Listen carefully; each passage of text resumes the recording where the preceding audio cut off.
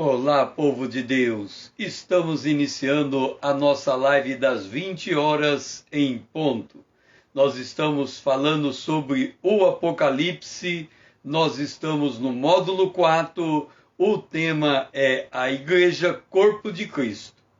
No último encontro, no último módulo, nós mostramos Jesus Cristo glorificado, depois perseguido, depois ressurreto e assentado à direita do Pai.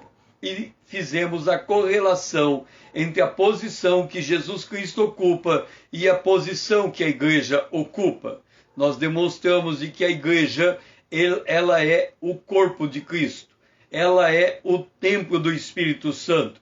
Jesus disse que ele rogaria ao Pai e enviaria um outro Consolador, e ele estaria conosco para sempre. Então a igreja, ela é cheia do Espírito Santo. O Espírito Santo tem habitação nela. E a igreja primitiva, ela perseverava na doutrina dos apóstolos, na comunhão, no partir dos pães, nas orações, e em cada alma havia temor, e muitos prodígios e sinais eram feitos por intermédio dos apóstolos. Atos, capítulo 2, verso 42 e 43. Então, esta é a posição que a igreja ocupa nos planos de Deus. Nós mostramos os marcos proféticos, a eternidade passada, a eternidade futura, a morte do Cordeiro com sua consequente ressurreição, ele está sentado à direita do Pai, a volta de Jesus, o derramamento do Espírito Santo sobre a igreja e a ressurreição com o derramamento e depois a ressurreição com o arrebatamento da igreja. Estes são os marcos proféticos. Entre a morte e ressurreição de Jesus, o derramamento do Espírito Santo, até a ressurreição e o arrebatamento da igreja, nós temos a dispensação da graça. As igrejas, vista do ponto de vista do momento em que João relatou a carta às 7 igrejas, ela vista cruzando os séculos e depois estas cartas das 7 igrejas retratam as igrejas nos dias em que nós estamos vivendo.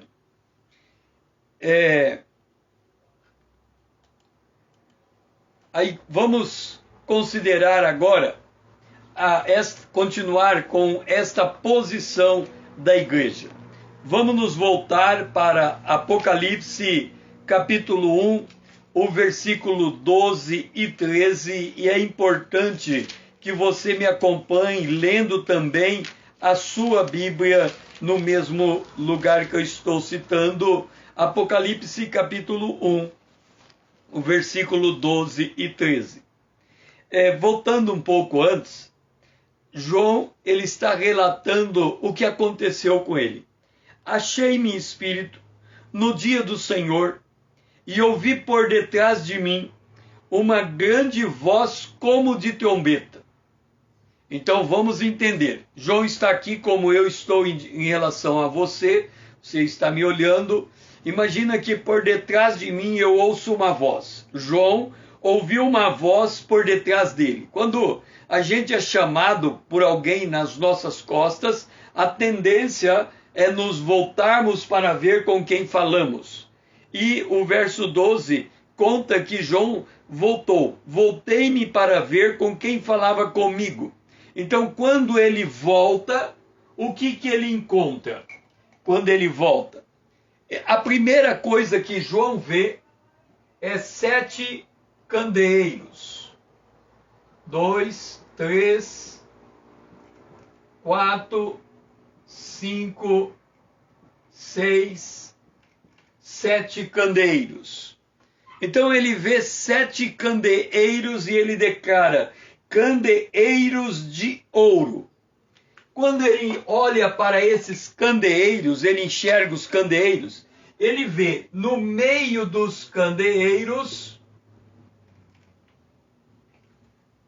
um semelhante a filho de homens. um semelhante a filho de homens, com vestes talares, e cingindo a altura do peito com uma cinta de ouro. Um semelhante a filho de homens. Vamos entender a visão. João está vendo Jesus Cristo glorificado. Um semelhante a filho de homens. Lembra que no encontro anterior nós falamos que Jesus ele foi visto antes da ressurreição como alguém com aparência de 50 anos, retratado pelo profeta que dizia que ele era um homem que não tinha aparência. Quando nós encontramos Jesus aqui nesta visão, que João volta e olha para ele, João vê a sua cabeça e cabelos eram brancos como alva lã, como neve, e os olhos como chama de fogo. Alguém disse que a morte de cruz é uma morte que causa grande sofrimento.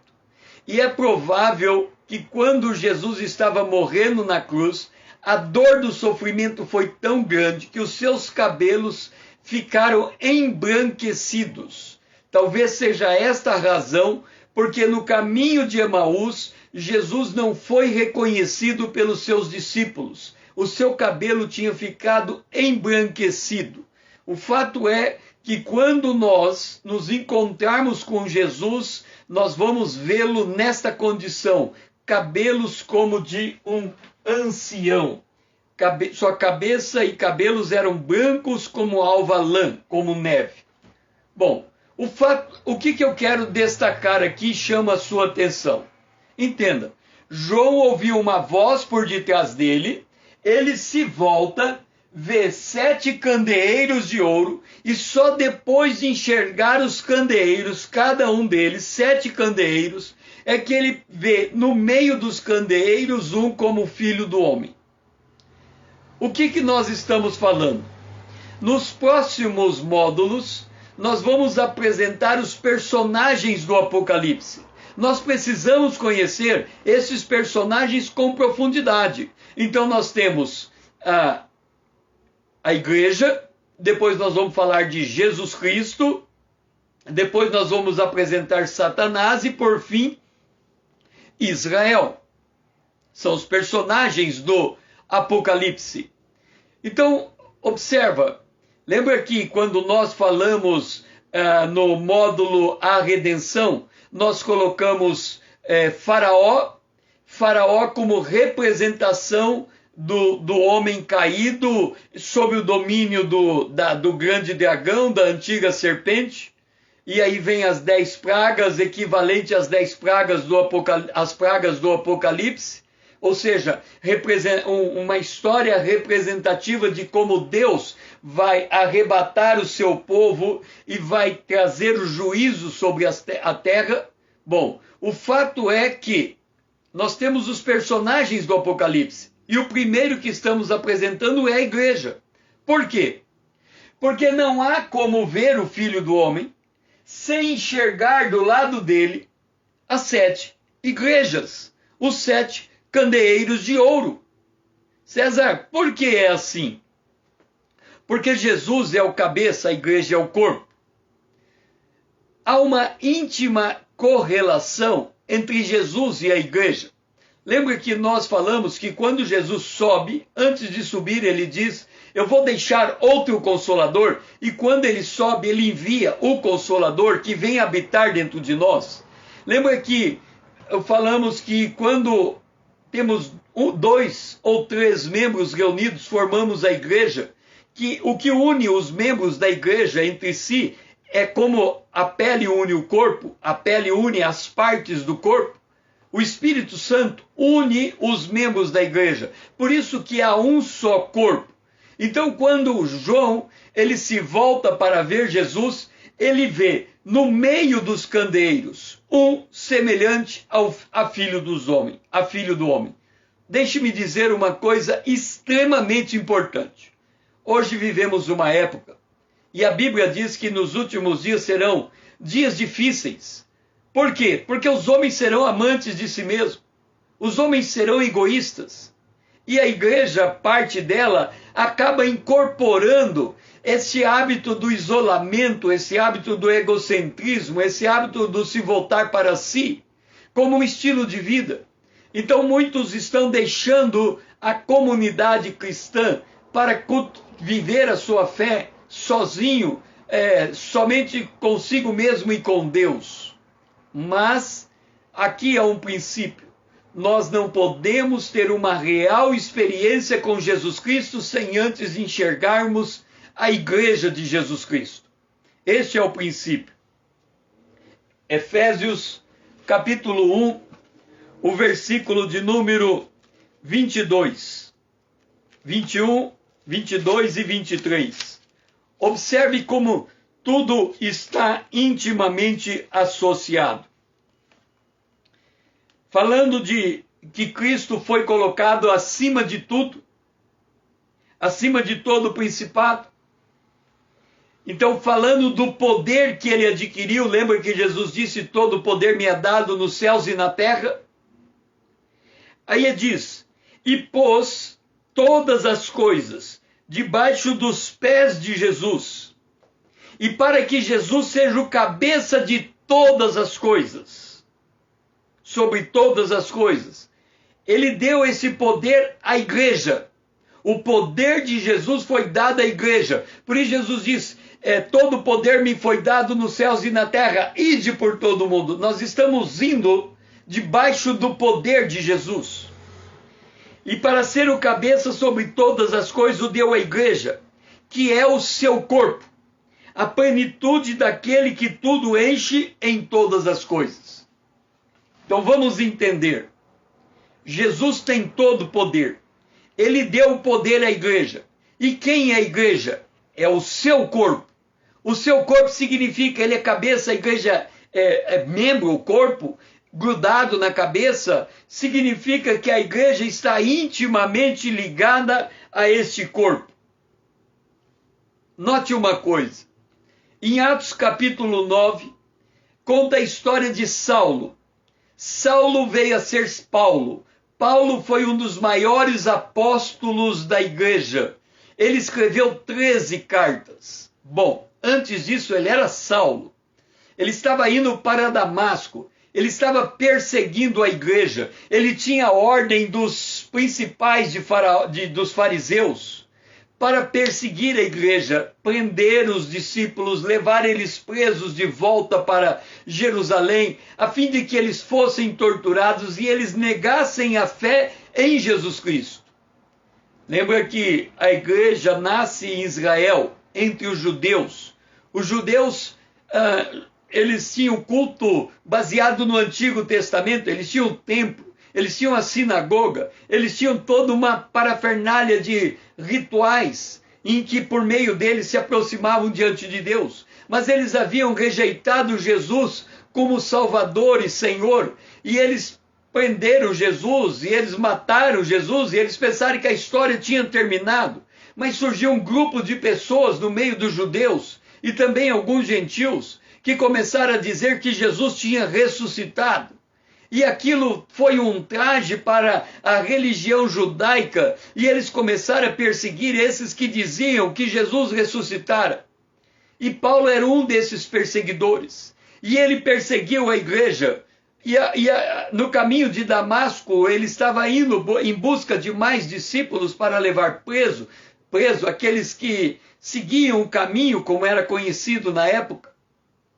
De repente veio uma luz do céu e brilhou ao redor de Saulo. E ele caiu por terra, ele caiu do seu cavalo, e ele ouviu uma voz: Saulo, Saulo, por que me persegues? E ele perguntou: Senhor, quem és? E a resposta foi: eu sou Jesus, a quem você persegue. Note uma coisa. Saulo não estava perseguindo Jesus. Ele estava perseguindo pessoas que confessavam a sua fé em Jesus. No entanto, ele se depara com aquele que Ele não sabia que estava perseguindo. Ele se depara com o Cristo ressurreto. E ali ele entende a íntima ligação entre Jesus e a igreja. Eu creio sinceramente que ali nasce a escrita de 1 aos Coríntios, o capítulo 12, quando Paulo descreve a igreja como corpo e nós somos membros um dos outros. Ali ele tem essa percepção com muita profundidade que perseguir alguém do caminho, perseguir alguém que tem fé em Jesus Cristo é o mesmo que perseguir a igreja. Por isso que a igreja é vista como candeeiro de ouro. Note, nós somos humanos. Vamos voltar ao pó. Nós temos as nossas fraquezas. Mas quando cremos em Jesus, o Espírito de Deus passa a habitar dentro de nós. O candeeiro é um tipo de vaso sustentado por suporte, próprio para iluminar o ambiente. Ele é alimentado com azeite ou óleo da Palestina antiga. Este símbolo, ele é uma clara referência de que a igreja é a luz do mundo. Lembra que no Sermão do Monte Jesus disse: vocês são a luz do mundo, vocês são o sal da terra. A luz tem que iluminar, o sol tem que salgar. Se o sal for insípido, ele não serve nem para Deus e nem para os homens. Então a igreja, ela tem um papel de ser o embaixador de Deus na terra, o cooperador de Deus nesta obra extraordinária que é levar o evangelho, a salvação que há em Cristo Jesus. Por isso que este candeeiro, o seu material é ouro. É para ir mostrar a nossa plena identificação com Jesus Cristo. Nós temos que entender isso, porque quando nós olhamos a igreja, quando vamos num culto, numa congregação, quando vemos várias pessoas reunidas de todas as castas sociais, homens e mulheres, crianças, jovens, adultos, senhores de idade, o que nós enxergamos muitas vezes é a aparência humana. Lembra que Jesus, na sua aparência, era alguém desprezado. Mas quando ele se transfigurou diante dos discípulos, ele era a própria personificação de Deus na terra, o Filho do homem, verdadeiramente Deus. E assim também a igreja, apesar da sua aparência em que alguém pode não gostar da aparência e que olha para aquela pessoa, ela tem dentro de si o Espírito de Deus, aos olhos de Deus, ela é vista como candeeiro de ouro. Vamos então entender o mistério de Deus, a igreja liderada pelo Espírito Santo e como é que a igreja nasceu. O mistério de Deus. O apóstolo Paulo, escrevendo aos Efésios, no capítulo número 3, versículo 8 a 10, ele diz assim: a mim, lembra que Paulo era Saulo, aquele que perseguiu a igreja? Por isso que ele diz, a mim, ele se considerava o menor de todos os santos, claro. Ele perseguiu a igreja quando Estevão foi apedrejado. As roupas de Estevão foram lançadas aos pés de Saulo. Então, ele se sentia o menor de todos, o que não merecia estar na posição que ele exercia. Por isso que a graça de Deus é que nos alcança, que nos transforma, que nos habilita, que nos chama e que nos capacita. E Paulo diz, a mim, o menor de todos os santos, me foi dada esta graça de pregar aos gentios. Depois nós vamos explicar a questão dos gentios.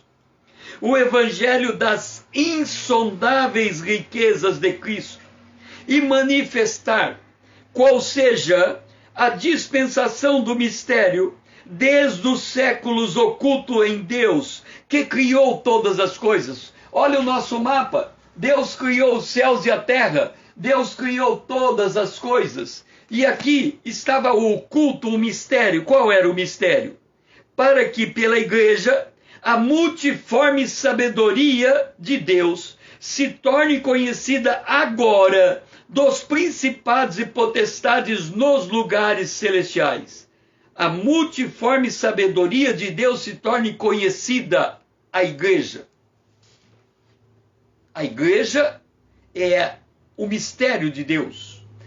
Por isso que no Antigo Testamento, quando nós olhamos para o Antigo Testamento, aqui nós temos o período do Antigo Testamento, os judeus não enxergavam a igreja. Eles não enxergaram nem o Cordeiro de Deus, rejeitaram Jesus. Quanto mais enxergar a igreja estava envolta em um véu no Antigo Testamento. Algumas coisas nós podemos captar da presença da igreja no Antigo Testamento, mas temos que ter o auxílio da revelação. A igreja de Deus. Por isso que quando Paulo ele vai escrever em 1 Coríntios, no capítulo de número 1, o versículo de número 2, ele fazendo agora uma carta destinada à igreja, ele diz assim: a igreja de Deus. Note, a igreja não pertence a nenhum pastor, a igreja não pertence a nenhuma denominação, a igreja não pertence a ninguém em particular, porque a igreja é de Deus, que está em Corinto. Quer dizer, quando você vai a uma cidade, você encontra uma comunidade reunida, aquela comunidade é a igreja de Deus naquele lugar. Aos santificados em Cristo Jesus, chamados para ser santo, com todos que em todos os lugares invocam o nome de nosso Senhor Jesus Cristo, Senhor deles e nosso. Então a igreja é a igreja de Deus, igreja santificada, lavada, remida pelo sangue do Cordeiro. 1 João, capítulo 3, versículo 2. Esta passagem, ela é profundamente reveladora e nós devemos guardar essa passagem no nosso coração, porque ela explica a nossa jornada. Ela diz: amados, 1 João capítulo 3, versículo 2, amados, agora somos filhos de Deus. Entenda isso. Quando você recebeu Jesus como teu Senhor e Salvador, Deus deu o poder de você se tornar filho de Deus. Nós somos filhos adotados por Deus, porque Jesus é o Filho unigênito de Deus. Nós somos adotados por Deus. Agora somos filhos de Deus. E ainda não se manifestou o que havemos de ser. Lembra que Jesus, diante dos discípulos, ele foi transfigurado. O seu rosto brilhou como o sol, suas vestes ficaram brancas como a neve. Pois bem, vai acontecer conosco o mesmo. Por quê? Porque está aqui escrito: sabemos que quando ele se manifestar, seremos semelhante a ele, porque haveremos de vê-lo como ele é. Nós já lemos, João, ele tem uma visão, e ele vê um ancião. Apocalipse, nós estamos aqui, basta virar algumas páginas, nós chegamos no Apocalipse, e ele vê a cabeça dele, e os cabelos eram brancos como a alva lã. Se nós avançarmos algumas páginas depois, Apocalipse capítulo 4, diante do trono de Deus, havia 24 anciãos vestidos de branco. Ou seja, nós seremos semelhantes a ele, como anciãos. Assim como ele é, nós o seremos, quando ele se manifestar. Por isso que nós aguardamos tão ansiosamente o arrebatamento da igreja, porque quando ele se manifestar, nós seremos raptados da terra. Em um abrir e piscar de olhos, nós estaremos nas nuvens, sobre as nuvens, com ele. E a partir dali estaremos para sempre com ele. E nesse abrir e piscar de olhos, os nossos corpos serão glorificados, os santos que estiverem mortos serão ressurretos antes de nós, nesse mesmo instante. Por isto, quando Jesus é transfigurado, em Mateus capítulo 17, verso 2, ele estava vestido com branca, as suas vestes se tornaram brancas como a luz. E quando ele se apresenta a João, o seu cabeça e cabelos eram brancos como alva lã. E quando nós nos apresentarmos, nós estaremos vestidos de vestes brancas, as vestes da salvação. Então, a igreja é o mistério de Deus. Ela esteve oculta no Antigo Testamento e ela é revelada no Novo Testamento. A igreja é liderada pelo Espírito Santo. Voltando aos Efésios, no capítulo de número 1, o versículo 16, Paulo diz assim, a partir do verso 16: Não cesso de dar graça por vós, fazendo menção de vós nas minhas orações, para que o Deus de nosso Senhor Jesus Cristo, o Pai da glória, vos conceda espírito de sabedoria e de revelação, no pleno conhecimento dele, iluminados os olhos do vosso coração, para saberdes qual é a esperança do seu chamamento, qual é a riqueza da glória da sua herança nos santos, e qual é a suprema grandeza do seu poder para com os que cremos, segundo a eficácia da força do seu poder. Nós precisamos da sabedoria, do espírito de sabedoria e de revelação. Nós precisamos ter os nossos olhos iluminados para compreender a grandiosidade que é a igreja. Nós estamos tão habituados a falar mal da igreja, a dizer que ela está desviada, que ela se afastou de Deus e essas coisas todas. Mas nós não percebemos que a igreja é o corpo de Cristo, que a igreja tem o Espírito Santo, que a igreja é preciso de espírito, de sabedoria e de revelação, para não olharmos a igreja do ponto de vista natural, por sua aparência física. Ela é muito mais preciosa do que isso, ela é candeeiro de ouro. Quando nós lemos 1 Coríntios, capítulo 12, o versículo de número 13, lembra que eu falei que Paulo, talvez ele tenha se inspirado na queda do cavalo, quando ele tem Jesus dizendo, por que você me persegue? Ele estava perseguindo a igreja, não estava perseguindo Jesus, mas naquele momento ele vê que perseguir a igreja equivale a perseguir o próprio Jesus. Então Paulo diz em 1 Coríntios capítulo 12, versículo 13, porque assim como o corpo é um, e tem muitos membros, e todos os membros tendo muito, constituem um só corpo, assim também com respeito a Cristo, pois em um só Espírito, todos nós fomos batizados em um corpo, quer judeus, quer gregos, quer escravos, quer livres, e a todos nós nos foi dado a beber de um mesmo Espírito. Seja bem-vindo, irmão Paulo, boa noite. Então note a grandiosidade que é uma igreja local. Quando nós entramos numa congregação e nós olhamos, nós encontramos gente rica, gente pobre, gente alta, gente baixa, homens, mulheres, jovens, crianças, velhos, adultos, todos reunidos no mesmo lugar. Nós encontramos gente de classe alta, de classe baixa, da classe média. Nós encontramos ricos e pobres, nós encontramos gregos e romanos, nós encontramos gente de todas as raças, povos, línguas e nações.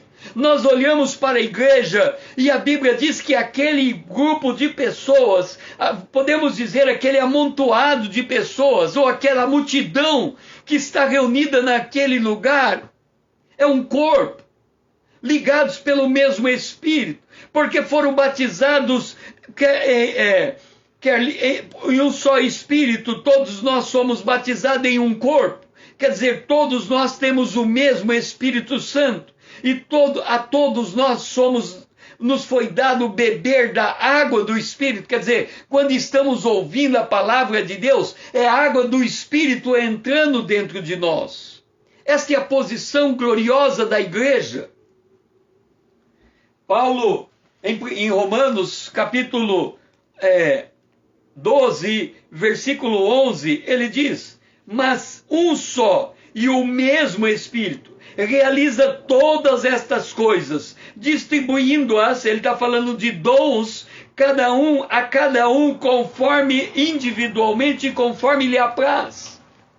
Vamos entender no módulo na parte anterior desse módulo, nós falamos do derramamento do Espírito Santo. Está lembrado que o Espírito Santo é em manifestação de línguas. Uma língua caiu sobre cada um dos 120 que estava no cenáculo, e eles foram cheios do Espírito Santo.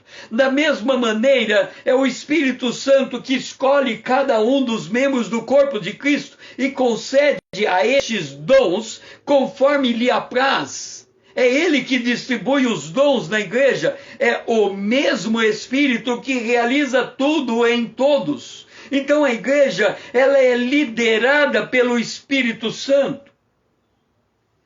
Efésios capítulo 4, o versículo 13, é bom que você me acompanhe nas escrituras, porque nós temos que aprender a manejar bem a palavra da verdade.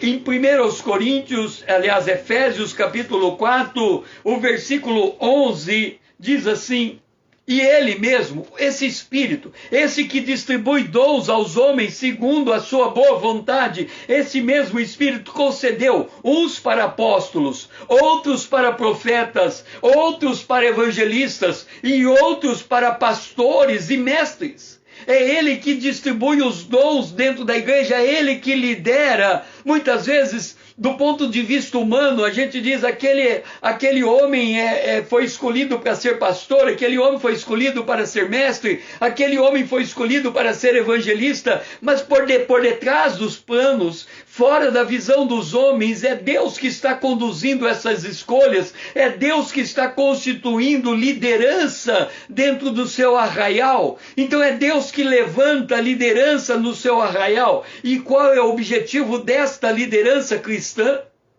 Diz aqui o verso 12, com vista ao aperfeiçoamento dos santos. Nós devemos lembrar que quando nós vemos esta visão em que há 7 candelabros de ouro e o Filho do Homem à direita dele, no centro, um semelhante ao Filho do Homem, havia 7 estrelas. 1, 2, 3, 4, 5, 6, 7 estrelas, à mão direita do Filho do Homem, que é o anjo da igreja. Significa que a liderança, ela está nas mãos de Jesus, porque ele disse: eu edificarei a minha igreja. E aí é um mistério, porque a gente olha o que um pastor está falando, o que o outro pastor está falando, o que o outro pastor está falando, tudo parece tão diferente, tudo parece tão confuso, tudo parece tão misturado, tudo parece tão desigual, tudo parece tão mal distribuído. No entanto, a liderança da igreja está nas mãos de Jesus, porque ele não abre mão de edificar a sua igreja. E aqui diz que a liderança do ministério está aqui para desempenhar o seu serviço para a edificação do corpo de Cristo, até que todos cheguemos à unidade da fé e do pleno conhecimento do Filho de Deus, à perfeita varonilidade à medida da estatura da plenitude de Cristo. Quem, por debaixo dos panos, lidera a igreja, senão o Espírito de Deus? É por isso que, quando nós vamos a um culto, o pastor sobe para pregar. E eu estou aqui ouvindo o pastor pregando. À medida que ele vai falando a palavra de Deus, eu fico com a palavra de Deus. Muitas vezes, quando ele sai fora da palavra de Deus, e ele fala de coisas que não tem nada a ver, eu fico com a palavra e espero ele ir. Quando ele retorna, eu capturo a palavra de Deus de novo e me alimento com aquela palavra, porque eu aprendo de Deus na boca do pastor. Então eu fico prestando atenção na boca do pastor. O pastor está falando a palavra de Deus, eu estou ouvindo para me alimentar. O pastor para de falar, eu continuo prestando atenção até ele retornar. Quando ele retorna, eu capto de novo a palavra de Deus. E assim o Espírito edifica aquele que está diante da liderança cristã. É o Espírito que lidera a igreja do Senhor. Aí vem uma pergunta: como é que a igreja nasceu? Nós temos que entender como que a igreja nasceu. E aí nós vamos para Mateus, capítulo 16, o versículo 18. Esta é uma passagem das mais importantes para entender o nascimento da igreja. Mateus capítulo 16. Jesus está reunido com os seus discípulos. E aí ele pergunta, indo Jesus para os lados, Filipe perguntou aos seus discípulos: quem dizem o povo ser o Filho do Homem? Lembra? E nós precisamos ter muita clareza da revelação da palavra de Deus. Isaías disse que Jesus era um homem de dores, um homem desprezado, um homem sem aparência física, um homem que ninguém dava valor para ele. E aqui Jesus chama os seus discípulos e diz: o que os homens estão dizendo a meu respeito? E aí uns dizem João Batista, outros Elias, outros Jeremias, alguns dos profetas. Mas Jesus volta para os seus discípulos, é o mesmo que ele voltar para você e para mim, para cada um de nós, para cada membro da igreja do corpo de Cristo. Ele volta e faz essa pergunta: o que vocês dizem que eu sou? Mas vós, continuou ele, quem dizeis que eu sou? Quem vocês acham que eu sou? Aí Pedro diz: tu és Cristo, tu és o Cristo, o Filho do Deus vivo. Note, Pedro diz: tu és o Cristo, o Filho do Deus vivo. E aí Jesus disse: bem-aventurados é Simão Barjonas, porque não foi a carne e sangue que te o revelara, mas meu Pai que estás nos céus. Aí ele vem no verso 18: mas eu te digo que tu és Pedro, e sobre esta pedra edificarei a minha igreja, e as portas do inferno não prevalecerão contra a minha igreja. Note, Jesus está dizendo, sobre esta pedra. Que pedra? Muitos olham para o nome de Pedro e dizem: Pedro, teu nome é Pedro, quer dizer pedra. Então a pessoa pensa que Jesus está dizendo: sobre Pedro eu edificarei a minha igreja. Mas Jesus não diz isso. Jesus pergunta: quem sou eu? E Pedro confessa. Romanos capítulo 10, versículo 8 e 9, se crermos no nosso coração e confessarmos com nossa boca daquilo que ouvimos com nossos ouvidos, nós seremos salvos. E Pedro fala: tu és o Cristo, o Filho do Deus vivo. E ele diz: sobre esta palavra, sobre esta pedra, sobre esta confissão, eu edificarei a minha igreja. Isso está em conforme com João capítulo 6. E a gente precisa manejar a palavra comparando um texto com outro, para que nós possamos ter clareza daquilo que está sendo dito, porque há uma coerência em tudo aquilo que é dito na palavra de Deus. Então, em João capítulo 6, o versículo número 28 e 29 diz: dirigiram-se, pois, a ele e perguntaram. Olha a pergunta que fizeram a Jesus. Lembra que Jesus fez uma pergunta a Pedro: quem dizem que eu sou? Agora vão fazer uma pergunta a Jesus. E a pergunta feita a Jesus é esta: que faremos para realizar as obras de Deus? Note, é uma pergunta válida. O que eu vou fazer para realizar a obra de Deus? Está todo mundo querendo trabalhar para Deus. Então essa é a primeira pergunta que a gente faz. Como vamos fazer para trabalhar para Deus? Olha a resposta de Jesus. A obra de Deus é esta: que creiais naquele que por ele foi enviado. Deus enviou Jesus. E aqui está dizendo, a obra de Deus é esta, que creia em Jesus. Veja como a palavra de Deus, ela é conforme, a palavra de Deus, ela tem harmonia entre ela. Vamos para Hebreus, capítulo 4, versículo 14, porque nós estamos falando do ato da confissão, como o meio por meio do qual a igreja é edificada. Hebreus, capítulo 4, o versículo de número 14. Tendo, pois, a Jesus, o Filho de Deus, lembra da confissão de João, de Pedro, tu és o Cristo, o Filho de Deus? Pois está escrito, tendo, pois, a Jesus, o Filho de Deus, como grande sumo sacerdote que penetrou nos céus. Lembra que ele, como pastor, foi ferido, morreu, o terceiro dia ressuscitou, ele foi exaltado por Deus e colocado assentado à direita de Deus. Aí diz assim, conservemos firme a nossa confissão. Sobre esta pedra edificarei a minha igreja. Ele edifica a igreja pela confissão que fazemos dele.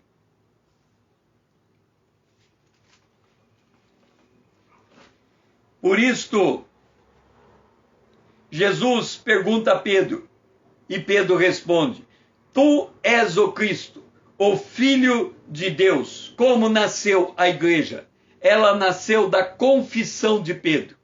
Quando Pedro confessou, tu és o Cristo, volte aqui, olha, 7 candeeiros de ouro, o Filho do homem no meio dele. O Filho do homem que está à direita do Pai, aqui ele está glorificado. Aí Pedro diz, tu és o Cristo, o Messias, o Salvador, o Redentor. Tu és o Cristo, o Filho de Deus. Por isso que Jesus está no meio da igreja.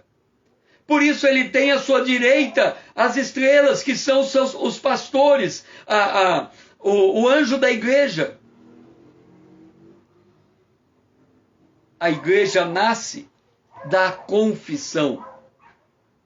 Ela nasce no momento em que você recebe Jesus como seu Senhor e Salvador. Aqui está a Bíblia dos Gideões que são distribuídas. Ao final está aqui minha decisão para receber Jesus como a Cristo como meu Salvador. Eu fiz essa confissão no dia 20 de outubro de 1979, eu li esta oração e tornei ela a minha oração, confessando a Deus que sou um pecador e crendo que o Senhor Jesus Cristo morreu na cruz do Calvário por meus pecados e que ressuscitou para minha justificação, aceito-o e confesso-o como meu Salvador pessoal. Esta é a confissão por meio do qual nasce a igreja. A igreja nasceu naquele dia que Pedro confessou. Agora vamos entender o significado do termo igreja. Como é que a igreja é edificada e como é que a igreja cresce.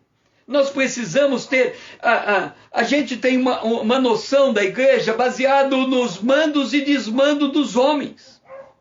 Nós precisamos primeiro enxergar a igreja do jeito que ela é diante de Deus. Nós temos que entender essas coisas. Lembra que uma empresa, ela tem a ISO 9000, que é uma marca de qualidade. Essa marca de qualidade estabelece um padrão para aquela empresa. Aquela empresa, ela melhora por causa do padrão. Da onde que veio aquele padrão? Veio das melhores práticas do mercado. Que significa que se eu quero conhecer a igreja, eu não posso olhar para os mandos e desmandos dos homens. Porque senão eu vou entrar em parafuso. Eu não vou entender jamais, porque eu estou vendo a obra do homem crescendo, a obra de Deus crescendo por meio de mão de homens, e aí eu não enxergo o mover de Deus por debaixo dos bastidores, e vou entender que tudo aquilo é uma coisa que o homem mexe e estraga, põe a mão e se perde. A igreja é muito maior do que isso. A igreja é muito maior que as divisões entre as igrejas. A igreja é muito maior que as contendas entre pastores. A igreja é muito maior do que os escândalos que a gente enxerga, porque tudo isso é enxergar as coisas do ponto de vista humano. Mas nós temos que entender as coisas do ponto de vista divino. Qual é o significado do termo igreja?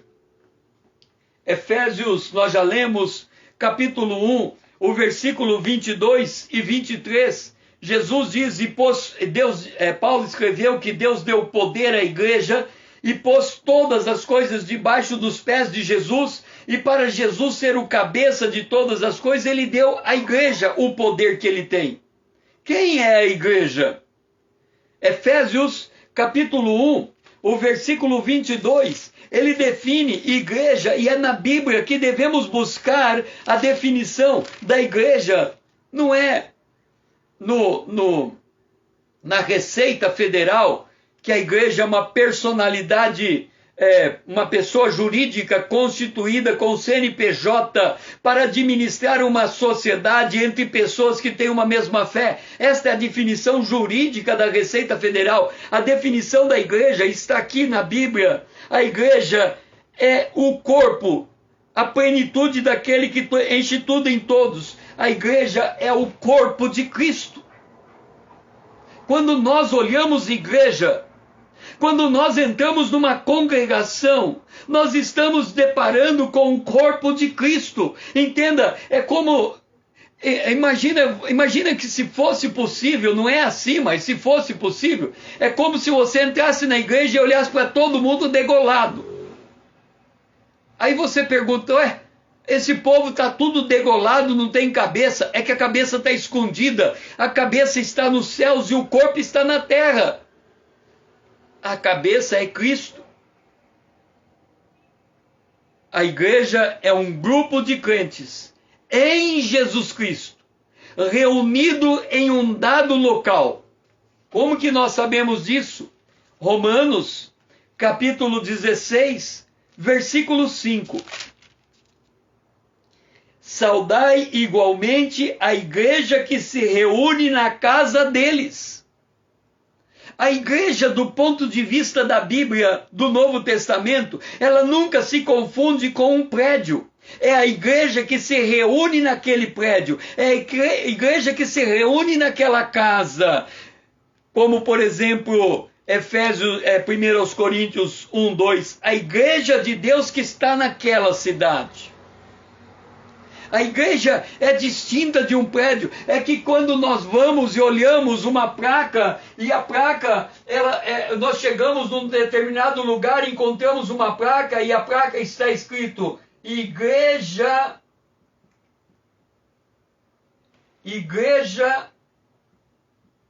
e aqui vem o nome da igreja. A gente pensa que a igreja é aquele local físico. E aí a gente começa a dizer no nosso palavreado, vamos na igreja? Hoje tem culto na igreja? Então nós sempre estamos nos reportando igreja, como se igreja fosse aquele espaço físico, mas não é. A igreja é o corpo de Cristo. No sentido, eu falei que igreja é um grupo de crentes que se reúne num lugar, num prédio, numa casa, numa cidade. Mas também temos um sentido muito mais amplo de igreja, uma definição muito mais elevada de igreja. Nós encontramos em Hebreus capítulo 12, o versículo 33, quando diz assim: mas tende chegado ao Monte Sião, a cidade do Deus vivo, verso 23, a igreja dos primogênitos arrolados no céu. Lembra que a igreja nasceu quando Pedro confessou Jesus? Lembra que a igreja foi revestida de poder quando ela recebeu o derramamento do Espírito Santo no cenáculo? Aqui nasceu a igreja. E, por todas as eras até o dia de hoje, a igreja é aquela que está rolada no céu. O seu nome está escrito no livro da vida do Cordeiro. Por isso, no verso 23, ela é chamada a Igreja dos Primogênitos, a Universal Assembleia. A Universal Assembleia e Igreja dos Primogênitos, que estão escritos nos céus. Lembra que no módulo passado, nós falamos na parte 1 desse módulo, no módulo passado, a redenção, nós falamos de que naquela noite da Páscoa, os judeus colocaram sangue nos umbrais da porta. O anjo da morte passou.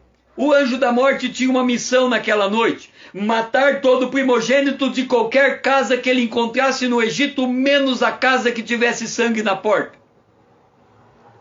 As casas que não morreu nenhum primogênito foram as casas dos judeus. Saindo do Egito, Deus chama Moisés e diz assim: de agora em diante, todo primogênito de Israel é meu. E depois a gente ficou sabendo que Deus colocou a tribo de Levi no lugar de todo primogênito de Israel. Ok. Por que nós somos primogênitos? Porque Deus não tem neto. Todos que recebemos Jesus como Senhor e Salvador, nos tornamos filhos de Deus. Como primeiro filho.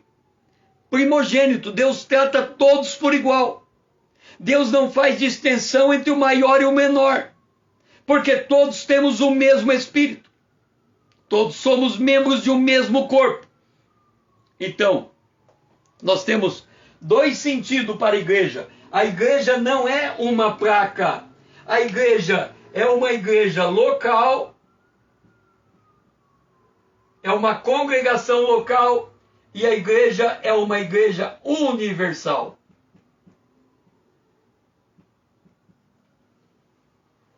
Os dois sentidos da igreja: uma igreja local, uma igreja universal. No Novo Testamento, igreja nunca é utilizada para referir-se a um templo ou a um edifício. E agora entenda isso: um indivíduo isoladamente não é igreja. Eu não posso dizer eu sou igreja de Deus. Eu não sou igreja de Deus. O irmão Paulo, que está aqui comigo, não pode dizer eu sou igreja de Deus. Ele não é igreja de Deus. Irmã Dora, que está aqui comigo, ela não pode dizer eu sou igreja. Ela não é igreja de Deus. César, se você, o Paulo e a Dora não é igreja de Deus, o que vocês são? Nós somos membros da igreja. Jesus disse: quando 2 ou 3 estiverem reunidos no meu nome, eu estou no meio. Lembra dos 7 candeeiros com Jesus no meio? Para termos uma igreja, nós precisamos, no mínimo, de 2 ou 3 pessoas reunidas no mesmo Espírito. Então temos uma igreja. A igreja, isoladamente. Vamos ler. O que eu estou falando está em 1 Coríntios, no capítulo 12, o versículo 27. 1 Coríntios 12, 27. Olha o que está escrito aqui. 12, 27. Ora, vós, ele está colocando no plural, sois corpo de Cristo e individualmente membros deste corpo. Igreja é corpo. Igreja é uma comunidade. Igreja é uma assembleia. A palavra igreja significa no grego assembleia. Então, igreja é um corpo. No mínimo, é preciso haver 2 ou 3 crentes reunidos para podermos afirmar a presença da igreja em um dado local. Mateus, capítulo 18, o versículo 20. Mateus, 18, 20. Porque onde estiverem 2 ou 3 reunidos em meu nome, ali eu estou no meio deles. Porque ali se formou, a cabeça se apresentou. Jesus é o cabeça da igreja. O elemento unificador da igreja é o Espírito de Deus. Vamos lá, 1 Coríntios capítulo 12, versículo 13. 1 Coríntios capítulo 12, versículo 13. Pois em um só Espírito, todos nós fomos batizados em um corpo, quer judeus, quer gregos, quer escravos, quer livres, e a todos nós foi dado de beber de um mesmo Espírito. Nós estamos apresentando a igreja. César, por que para estudarmos o livro do Apocalipse, nós temos que entender com clareza o que é a igreja? Porque o livro do Apocalipse é uma revelação dado aos servos de Deus. E as cartas foram destinadas às 7 igrejas. Então, quando nós chegarmos no capítulo 2 e 3 do Apocalipse, nós estamos no capítulo 1. E no capítulo 1 nós estamos entendendo, primeiro, nós entendemos o fundamento da palavra profética. Nós tínhamos a necessidade de conhecer como ler um texto profético. Agora nós temos uma necessidade de entender quem são os personagens. Porque os ensinos do Apocalipse hoje, eles têm sido tão raso, tão ralo, que a pessoa, ela não compreende aquilo que ela lê. Jesus pode voltar a qualquer hora, mas por que então nós estamos indo tão devagar no estudo da palavra profética? Observe o seguinte: alguém quer ser engenheiro. Muito bem, quer ser engenheiro? Entra na faculdade de engenharia. Quantos anos ele vai estudar? Entre 4 e 5 anos. Ok, então ele pode assinar uma obra de engenharia antes de se formar? Não, ele tem que passar aqueles 5 anos estudando. Mas depois que ele estiver formado, ele pode levantar um prédio. Mas esse engenheiro pode fazer uma coisa diferente. Ele pode ser mestre de obra enquanto faz engenharia. Ele pode, como mestre de obra, trabalhar na edificação de um prédio. E ali ele está pondo a mão na massa. Mas enquanto ele está durante o dia pondo a mão na massa, à noite ele está sentado nos bancos escolares para aprender aquela profissão. Ele não pode assinar nenhum projeto em que pese o fato dele saber como levantar um edifício na prática. Da mesma maneira, Jesus pode voltar hoje e nós estamos prontos para subir. Mas enquanto Jesus não volta, nós vamos mergulhar na palavra profética, nós vamos aprofundar na palavra profética, nós vamos aprender as minúcias da palavra profética, enquanto há tempo para estudar. Porque vai chegar o dia que esse tempo talvez nem exista mais.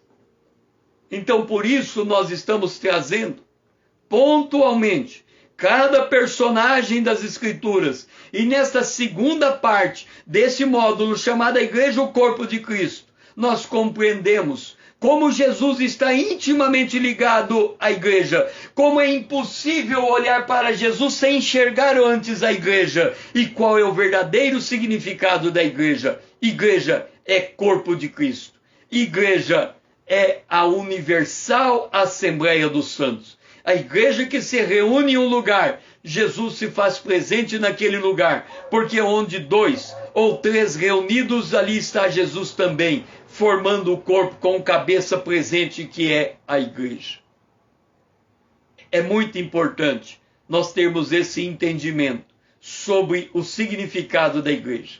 E amanhã, se Deus permitir, nós continuaremos nesse módulo, Igreja, o Corpo de Cristo. E vamos conhecer mais o que é a igreja de nosso Senhor e Salvador Jesus Cristo, o que é a igreja, corpo de Cristo. Foi muito bom ter você aqui comigo. Eu convido você a se juntar à minha comunidade, a se tornar o meu seguidor nessa conta do Instagram, a tornar essa conta relevante para que outros possam chegar também, porque aqui nós estamos estudando a palavra profética. Por um bom tempo nós vamos ficar nesses estudos aprofundando, conhecendo com propriedade esta palavra e nos preparando para a volta de Jesus.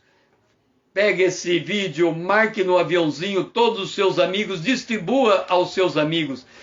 Me ajude a despertar a igreja que está dormindo, a fazer ela se levantar, para que Cristo possa esclarecer cada um de nós. Que o Senhor seja louvado e você tenha um restante de dia abençoado na presença de Deus. Muito obrigado, irmão Paulo, por você estar aqui comigo. Irmã Dora, muito obrigado. Que o Senhor seja louvado.